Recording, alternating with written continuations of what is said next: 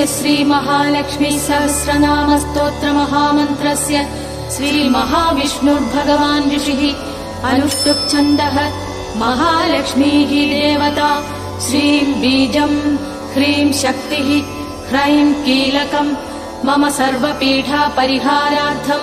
सर्वदुःखदुरितदारिद्र्यविनाशार्थं सर्वाभीष्टसिद्ध्यर्थं च श्री महालक्ष्मी प्रसाद सिद्ध्यर्थे जपे विनियोगः। ध्यानम् पद्मानने पद्मकरे सर्वलोकैकपूजिते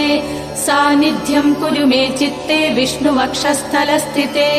भगवद्दक्षिणे पार्श्वे श्रियं देवीम् अवस्थिताम् ईश्वरीं सर्वभूतानां जननीं सर्वदेहिनां चारुस्मितां चारुदतिं चारुनेत्राननभ्रुवम् शुकपोलां सुवर्णाग्रन्यस्तमौक्तिककुण्डलां सुकेशां चारुबिम्बोष्टिं रक्ततुङ्गघनस्तनीम् अलकाग्रैरलिनिभैः अलङ्कृतमुखाम्बुजाम् लसत्कनकसङ्काशपीनसुन्दरकन्दराम् निष्ककण्ठीं स्तनालं विमुक्ताहारविराजिताम् नीलकुन्दलमध्यस्थमाणिक्यमकुटोज्ज्वलाम् शुक्लमाल्याम्बरधरां तप्तहाडगवर्णिनीम् अनन्यसुलभैतैस्तैः गुणैः सौम्ययुतां निजैः अनुरूपानवद्याङ्गीं हरेर्नित्यानपायिनीम् श्रीवासुदेव महिषीं पुम्प्रदानेश्वरेश्वरी अचिन्त्यानन्द विभवा भावा भावविभाविनी अहं भावात्मिका पद्मा शान्तानन्दजितात्मिका ब्रह्मभावं गदा त्यक्तभेदा सर्वजगन्मयी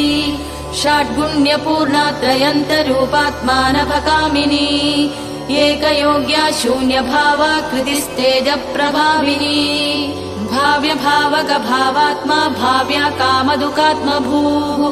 भावा भावमयी दिव्या वेद्यवेदकपावनी जगत्कुटुम्बिन्यखिलाधारा कामविजृम्भिणी पञ्चकृत्यकरी पञ्चशक्तिमय्यात्मवल्लभा भावा भावानुगा सर्वसम्मदा आत्मोपगूहिनी अमृतचारिणी सौम्या सौम्यरूपा व्यवस्थिता आद्यन्तरहिता देवी भवभाव्यस्वरूपिणी